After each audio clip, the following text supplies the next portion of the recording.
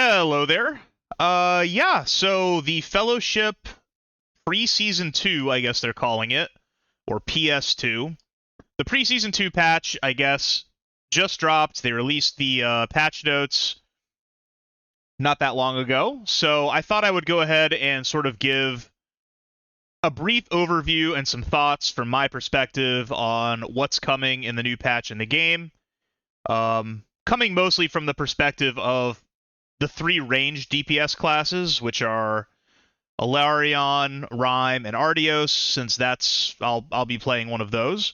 And yeah, just kind of give an overview of sort of what the changes are going to be and just what I think of it, or what my predictions are going to be for sort of the patch. For what it's worth, I'm not going to go super in depth on stuff,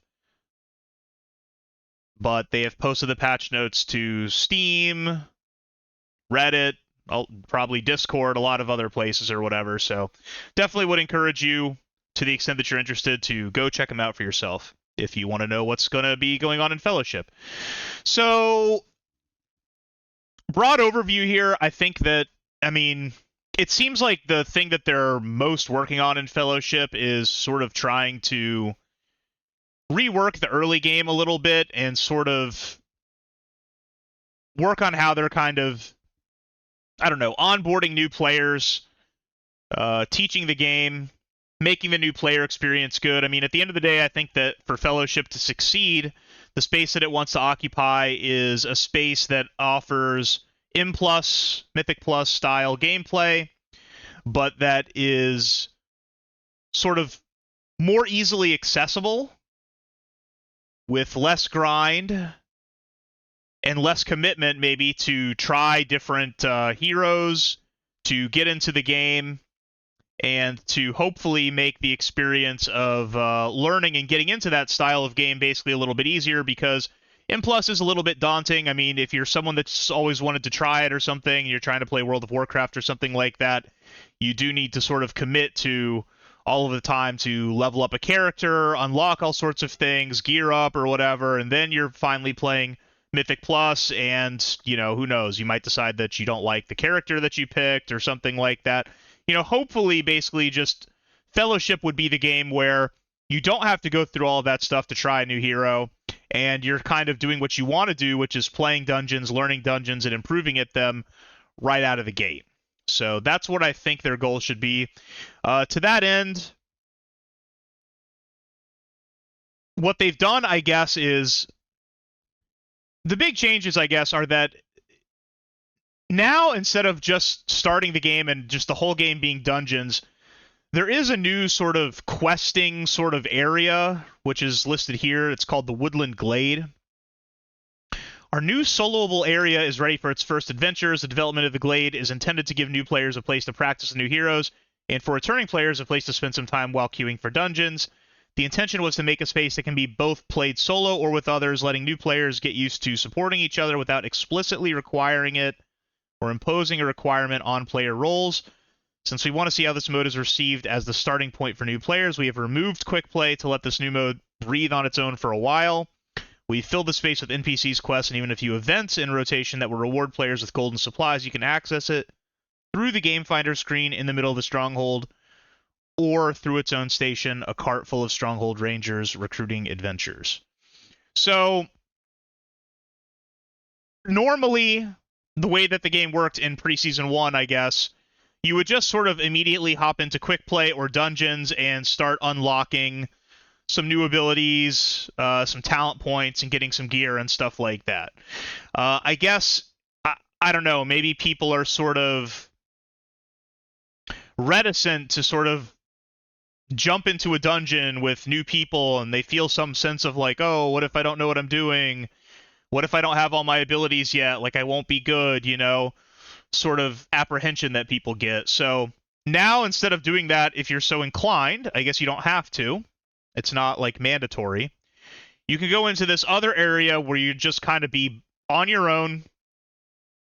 There will be some sort of mobs to kill or quests to do or something like that, where you can hopefully, I guess, start to test out and see how your abilities do, sort of like learn how to play your character a little bit, unlock some talents and stuff like that without the sort of, I don't know, pressure, if it causes you pressure, of going into dungeon. So you can sort of do that stuff on your own and then go into dungeon when you're ready, I guess. I think it's fine. It's nice. I think that it's not mandatory for people that don't want it. But they did remove quick play at the moment, and my guess based on that, and just based on the fact that the patch will probably last for quite a while, and I would expect that probably most people will do it, even though it's probably faster not to, if you know what you're doing already. So yeah. This is also sort of a new player thing. I actually think this is kind of cool. Pathfinder's Guidance. We have added Pathfinder's Guidance, a new ascension that will highlight suggested packs to pull on your path through a dungeon. This is by no means the best min-maxed or best path through any given dungeon, but it's going to teach players the main ideas behind the core gameplay loop with the aim of better overall onboarding for the entire Fellowship community. Whenever players are in combat with enemies marked by the Pathfinder's Guidance, they get 20% haste. The bonus reduces with each league as you progress, and it only exists in the league system, and it will be removed once players want to focus on climbing the leaderboards in Eternal. So I think that this is nice. I mean, basically, this is going to make it a lot easier for a tank or for new players in a party to sort of have a route that they can take that's going to lead to 100% kill score without having to do sort of any outside research. It's going to hopefully make it clear where you should go to get that stuff done. I think that that's very nice. They added this 20% haste buff, which I think I read at some point that they were saying that part of the reason they did this, aside from, making it easier and giving sort of an incentive to stick to the path, is just the fact that some of the heroes in the early game, when you don't have haste, feel a little bit clunky to play, and the haste will make them feel better. That's fine. In general, I guess I would say that the fact that you're giving the haste buff is going to make people kind of like want to stick to the path, and might upset people if someone decides not to, which I don't necessarily think is a good thing. Long term, though, I think that this is good. I've never played a tank in one of these games. I might like to at some point. I feel like long term, what the game should have, including in Eternal, maybe in my opinion, is obviously don't put any buff or anything like that on it, but it would certainly be really nice if they had a bunch of preset routes, or you could easily upload a route and it would highlight the mobs for you and make it easy in-game if you're a tank to just like, look, I want to try a new route. Let me load up the route. It's going to highlight it for me so I don't screw it up. It's going to highlight it for my team so everyone knows what we're doing. And you can go from there, because looking up routes, memorizing routes, not messing them up, and all that stuff is a big barrier to entry to being a tank, and I just think that adding something like that to the game kind of makes things clearer for everyone, and reduces the burden on the tank to kind of like, have to learn all this stuff outside of the game. So I think it's kind of a cool idea. We'll have to see how it's implemented, but I like it, and I kind of think that they should maybe try to expand upon it, in my opinion. They've let you, I don't know, block players if you don't want to play with them. That's cool. And the other big thing, I guess, is that they added 2 new heroes, Aeona and Xavian. So Aeona, it's a healer and a tank. Aeona is a healer who slows time. She actually makes it so that like all of the damage that your whole group takes is like reduced by, it sounded like a pretty insane amount. Like, I think it was like 50% or something. But then it kind of like deals that damage to you over time. So, I don't know. I mean, there's a lot of different balancing things and stuff like that go into it. I mean, it doesn't necessarily mean that that healer is going to be the best or something, but general, I mean, it sounds kind of busted, just because, now some ability goes off that might like kill someone or kill your team, and it just doesn't, because it does like 50% less damage, and now your whole group has time to react, use defensives, use personals, spam some heals or whatever, and make sure that people don't die. So, don't know. I mean, it sounds good. It sounds very good. And then Xavian, the tank, is, I guess, a healer tank hybrid. So it's like a tank that can also do some targeted healing. So don't know too much about that. There it is.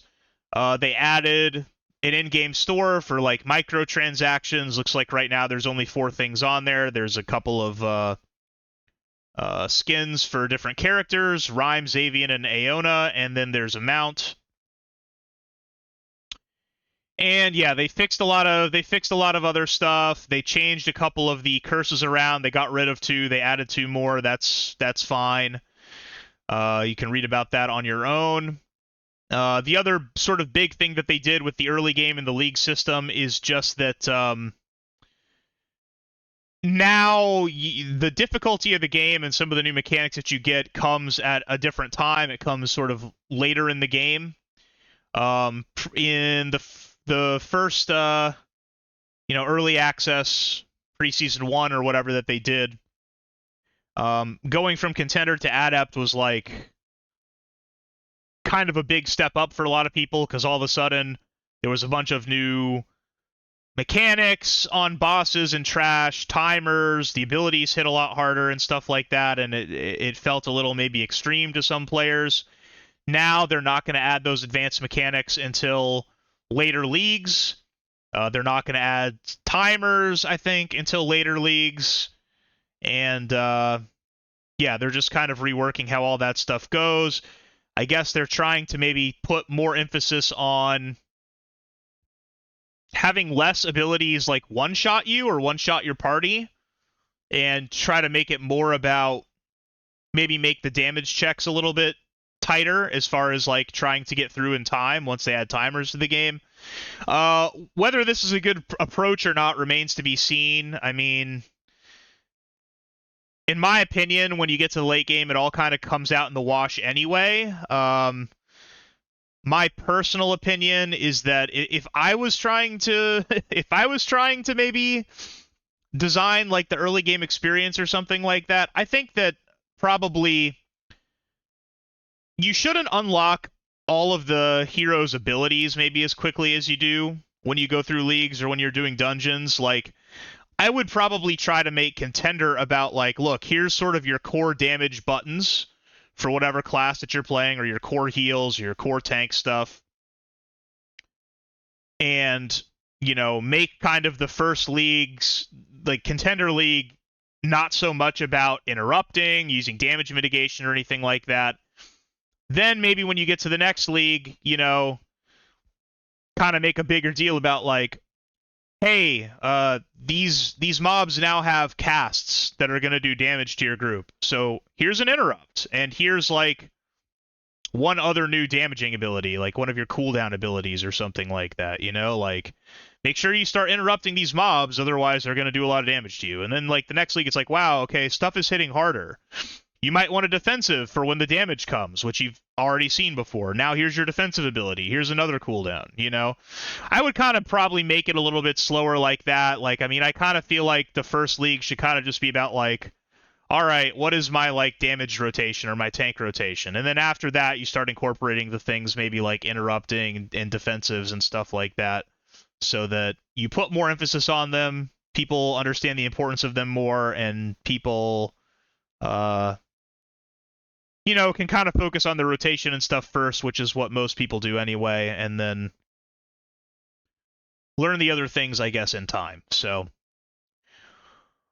whatever, we'll see. We'll see if people like it more or not. I mean, I do worry a little bit just that, I kind of already think that Fellowship has maybe a little bit of a problem in terms of just, it's very easy for people to just kind of come down in leagues and carry people and stuff like that. And a lot of people, like people just want to move up. But I mean, I don't know. I feel like there should be some more gating and difficulty and stuff like that. Like, it just shouldn't be so easy to just pull someone from league to league.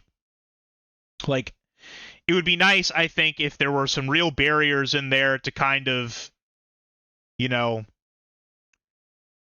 show players like, look, I don't know, you need to improve a little bit more to get out of contender. You need to improve a little bit more to get out of adept or whatever, and not make it so easy for people to kind of smash these sort of like artificial, not real walls between leagues and get the false impression that they're doing very well when maybe that's not the case. So we'll see. They've changed some weapons. They've changed some of the gem powers and stuff like that. One of the things that they're doing is they're making it easier for gems to be accumulated, I guess. They added, what is this? Legendary socketing. A new material, Divine Aether, will start dropping from Paragon Capstone at higher difficulty. You can use that to imbue your items to get a 35% gem socket at the crafter. So now you don't have to wait for the RNG of 35% sockets to drop. You will be able to acquire them eventually by accumulating this material. And you can now, I guess, use ingots, aethers, and godstones to create copies of small gems. So long story short, I think this is just going to make it easier over the long term to get your max gem power, whatever it is, get your sockets, and which will then also make it easier for you to have alt characters and stuff too, which I think is a good thing. They added a new 10k mount to the game. If you ask me, they should probably have a mount that's higher than that as well. I always think there should be an incentive to try to go higher in these games. Like, I don't like the idea that people just go like, oh, 10k mount, beat the game, I'm done. I think that you always want something special for people to get, whether that's gear, whether that's a mount, or something like that to incentivize people to play more and try to improve more at the game.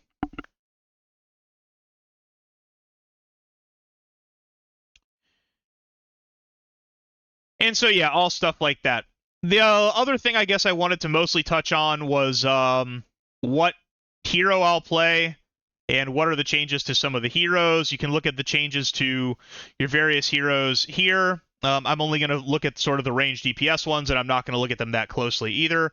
But so the ranged DPS characters are Rime, Ardeos, and Elarion. I have not played Elarion yet, and in Preseason 1 I started on Ardeos. Later I picked up Rime.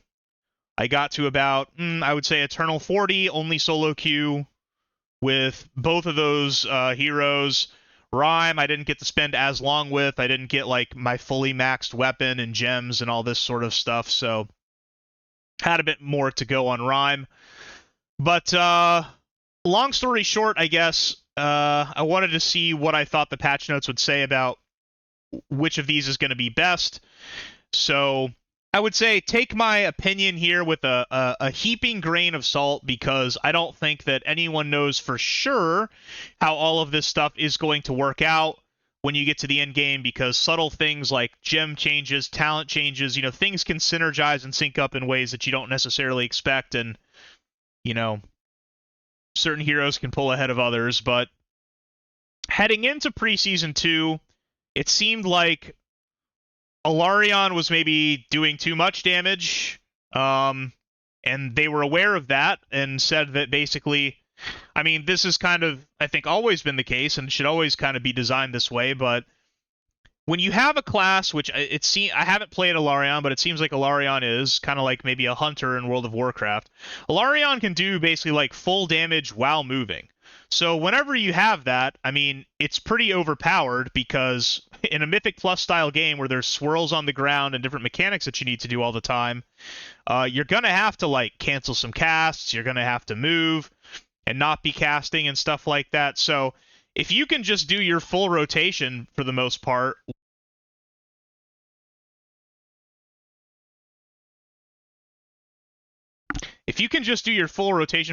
while moving,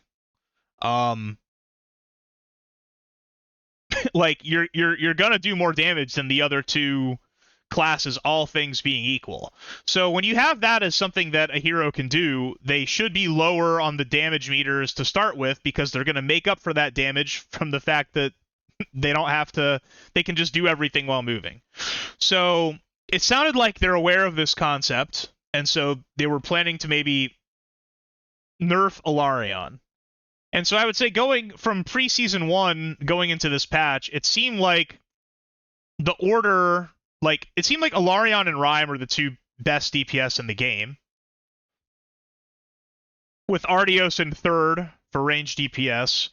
And then they mentioned maybe wanting to buff the melee DPS because when you're melee DPS, there are certain mechanics that you need to move out of melee and stop damaging to do, which range don't have to deal with. Sometimes they have their own separate things to deal with, but whatever. And so they were wanting to maybe buff the melee classes and nerf Elarion is what it sounded like their plan was. So what they did, Rime, they want to update Rime and make some bigger updates, but didn't have time to get to the hero this update. So Rime's the same for now. Fine. Looks like maybe they changed a talent a little bit.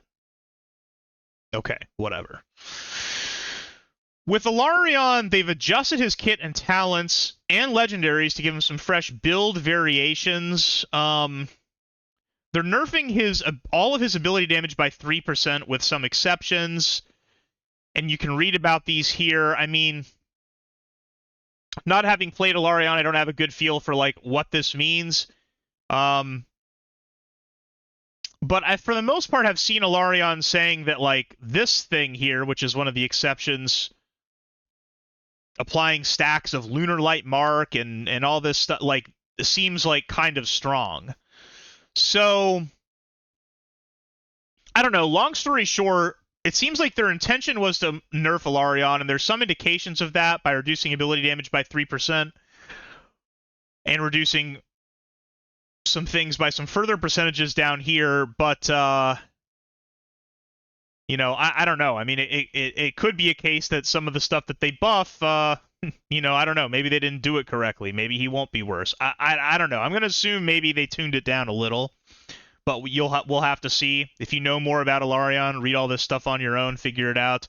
Again, I don't think anyone's gonna know for sure until you get to late game, see how all of the new whatever gem changes and everything works. And then my big disappointment here, and the main reason I wanted to make this video, Ardeos. Not that anyone probably watches this, watches my my videos or whatever it is, but I kind of wish now that maybe I had said more or been a little bit more vociferous about the fact that, like, I think Ardeos needs a buff. I would have thought that was kind of obvious, because when you look at the you know, sort of the leaderboards for which DPS are doing the best in the game as far as dungeon clearance and stuff like that. It's like all Elarions and Rimes, little bit of Ardeos and some of the melee classes sprinkled in there, but it's like all Ardeos, all Elarion and Rimes. And, you know, the thing about Ardeos, when they talk about game balance with, like, Elarion and how that's, or the melee class and how that works, the thing about, like, a damage over time class like Ardeos is when you're a damage over time class, you kind of need to do, I mean, it depends exactly, I guess, on how you build the character, but in general, that character should probably deal more damage than the other classes, because every time you do a pull or something like that in a dungeon, and say there's, like, I don't know, 16,000 health left on the target. If you're Ardeos, you're a damage over time class, well, okay, you can throw damage over time, but it's like about to die, right? So you're kind of not doing anything or doing very little damage. Whereas if you're some class like Elarion or Rime, you have a single target spell that's just going to do that last 16k. So that happens all the time throughout the dungeon, almost every pull, where you don't get the full value of your dots because they're still on the target when the mob dies, and you also don't have anything to do the remaining health to the mob. So over time, over every pull, the other classes are going to quote unquote do more damage than you throughout the dungeon. So you kind of want a damage over time class to do more out of the gate to make up for the fact that you're going to sort of lose damage over time in the dungeon just based on the way your damage is done compared to other classes. Additionally, Ardeos has a pretty fundamental weakness compared to Rime and Elarion, which is that Ardeos doesn't have really any single target burst damage, which is definitely important in terms of just, making it look like you do good damage throughout the dungeon, which we just discussed, but also for certain boss mechanics, certain curses, mob mechanics, etc. I mean, good examples are the last boss of Everdawn Grove. He summons like the corrupting totems. You need to kill them quickly because they're spamming damage on the group. Okay, well, Ardeos doesn't have burst damage, so that's like difficult to do, annoying to do.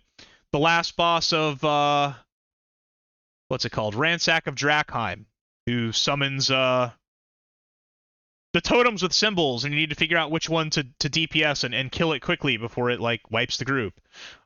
Important to have burst damage there. Ardeos doesn't have it.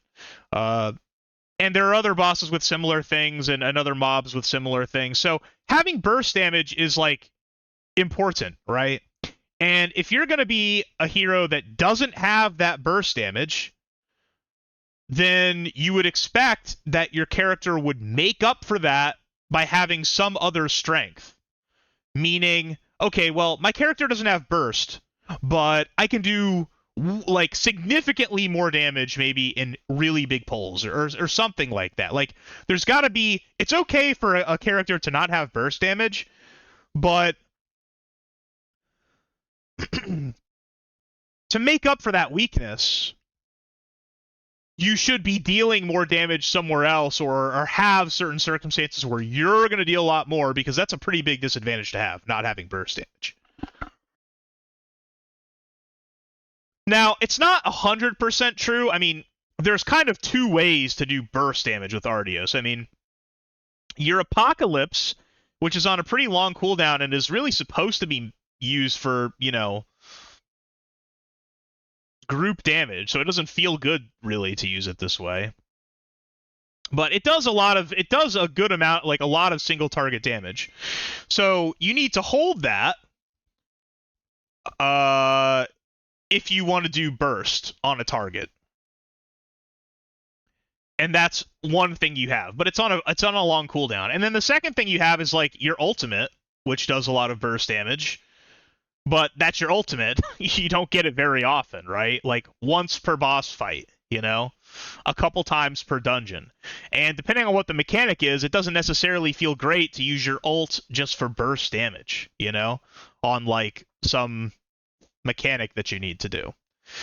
But otherwise, I mean, you know, Rime, I mean, it's very easy to just like have a Glacial Blast and kill something. Your Cold Snap does decent damage. Your Channels spell does decent burst damage. Like, it's pretty easy to just like melt some target quickly.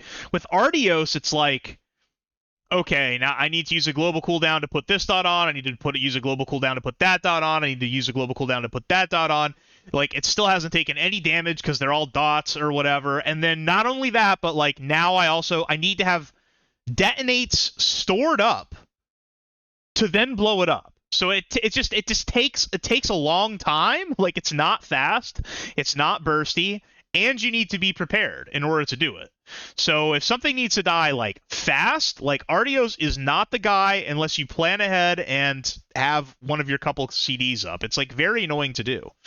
And at least based on the previous damage stuff, I mean, it kind of seems like Ardeos is like sort of third in damage. So what's the payoff that you get for having to deal with this annoyance of playing a hero with no burst damage? It doesn't seem like Ardeos' single target damage is better. And also Ardeos' ult, like if you ult as Rime and then you get like stunned or something, well, okay, you lose like a couple seconds. Not a big deal. Ardeos, if you get like stunned or screw up your ultimate somehow, you just like lose your ult. It's just gone. And then not only that, but you also, as Ardeos, you kind of have to like move in with your ult, aim your ult. Like it's even the ult is like a little bit like risky. Like when you ult as Ardeos, it's like kind of a big moment for you. Like you need to not mess it up and do it at the right time. So all that being said, I played Ardeos and Rime, and I kind of started thinking like, hey, I kind of enjoy playing Ardeos more, but I think Rime is sort of better and easier to not mess up in some circumstances. So I wanted to see them buff Ardeos, which I thought was kind of obviously needed. And so I'm disappointed because it certainly looks to me like they're nerfing Ardeos for reasons that I don't understand at all. I mean, all of Ardeos' ability damage has been reduced by 5%. I mean, they said Elarion needed nerf, but they only reduced Elarion by 3%. So why is Ardeos getting reduced? Okay. Detonate now deals an average of the next 2.5 was 2, and I've seen some people saying that maybe this isn't even right. Maybe it's a nerf instead. This makes it look like they're having Detonate do more, but there's some reason to believe this might not be the case. But even if it does do more, all of your dots do less, so it's like somewhat canceling out. Your fireball's direct damage, so the burst that it does, which is pretty pathetic to begin with, it's not really burst, it still won't be, is increased by 105%, but now it only does 20% of its damage over time, was 70%. So that's going to impact your detonate too, because now the dot effect that is going to do damage with your detonate is much lower. Your fireball damage over time now only has a 50% chance to generate 2 cinders. It was 100%, so now you're losing resource generation too. Your incinerate, which is your ultimate, the direct damage while channeling is reduced by 43%. So now it's even less bursty, your ultimate. And as far as how much that matters, when you do the dungeon, I mean, you only get a couple ults, but like 1 or 2 of those ults are supposed to be on like huge pulls that you do. So reducing the direct damage portion by 43% on those 2 big pulls of the dungeon, I mean, that's definitely going to significantly, I think, impact your overall damage as you do the dungeon. And then sort of the one thing that sort of looks good is that you can now put your engulfing flames on multiple targets as their own parallel debuffs, each with their duration and dealing their damage individually to the target. I mean, I guess it makes it that dot a little bit easier to manage, but I don't think it was a problem anyway before. I mean, engulfing flame still has a cooldown, so you're rarely going to have, I think, 2 up in a significant way on a target. It's a little bit of a increase to your single target damage, because now if you have a boss fight where there's just one thing, you can use your Pyromania, I guess, to apply some more engulfing flames to it, which is nice, but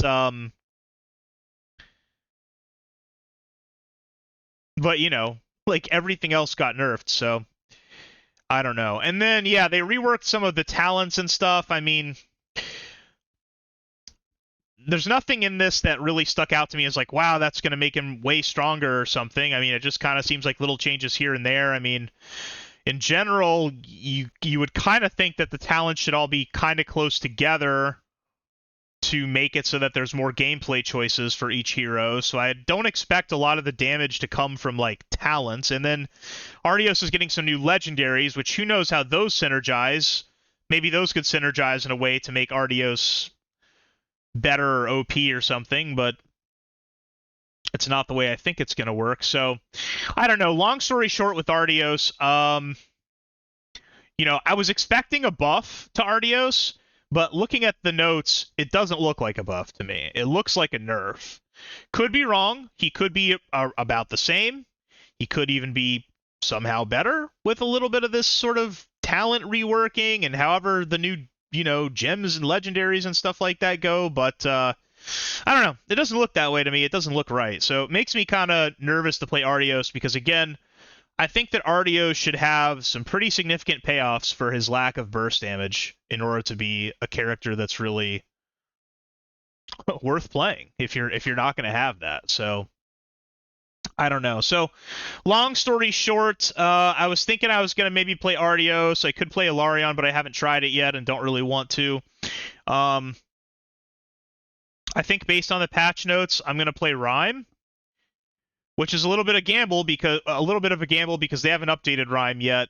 And my guess might be that when they do update Rime, it might be some nerfs.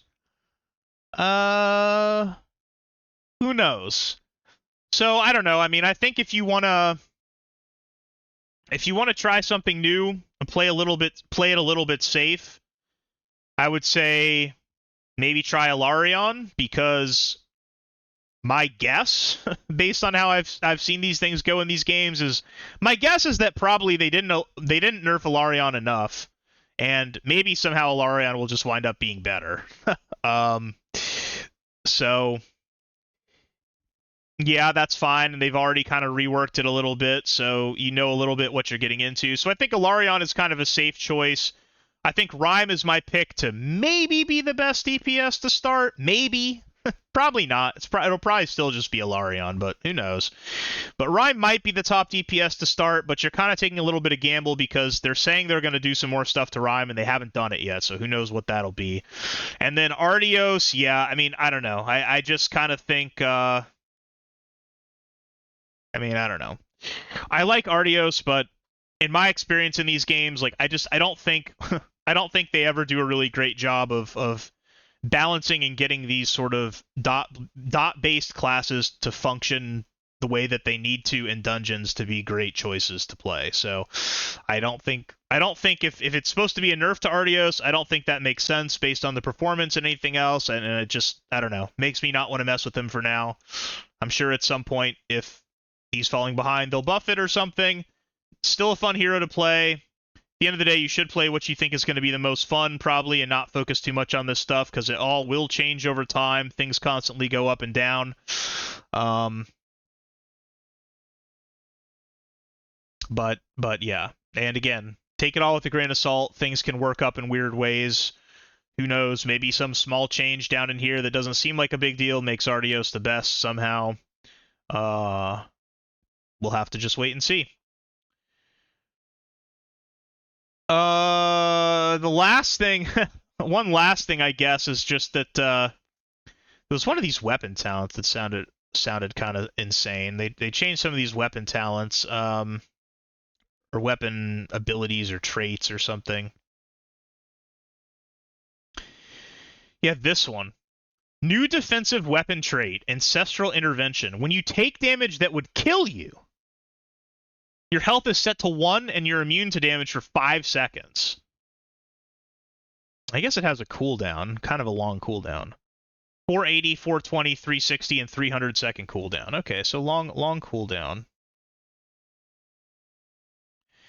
But yeah, that seems pretty strong. I mean, you know, you get like a free cheat death. I mean, there can be some mechanic that your whole group can just ignore for whatever reason that would normally kill your group, but instead you all live and you're immune to damage for 5 seconds to heal up. I mean, that seems very strong and sort of overpowered. And yeah, I don't know. Overall, they're trying to make the game, I guess, less about getting one shot to random abilities and more about like doing enough damage to beat timers, which I sort of think is a good way to go, but in these endlessly scaling games, eventually you are going to reach a point potentially where stuff should and should one-shot you. You know, I don't know. I don't know if this is if that's the right way to go. There's sort of a lot that goes into that. But yeah, I will say that getting one-shot by abilities, particularly like interruptible abilities and stuff like that, is, I mean, it's like rewarding to.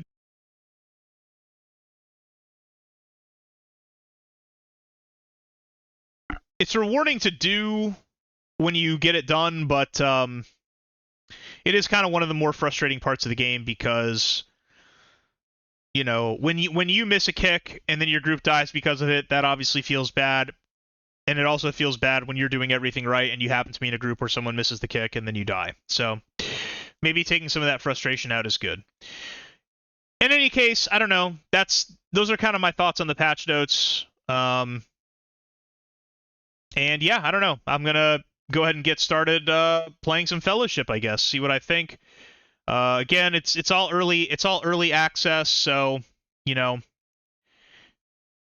not everything's gonna be perfect, and more important to just try to enjoy the game and get in there and support the game if you are into this sort of thing, because ultimately you want it to do well and you want good changes to come over time and you want more people to be playing it. So thanks again for listening, and I'll see you next time.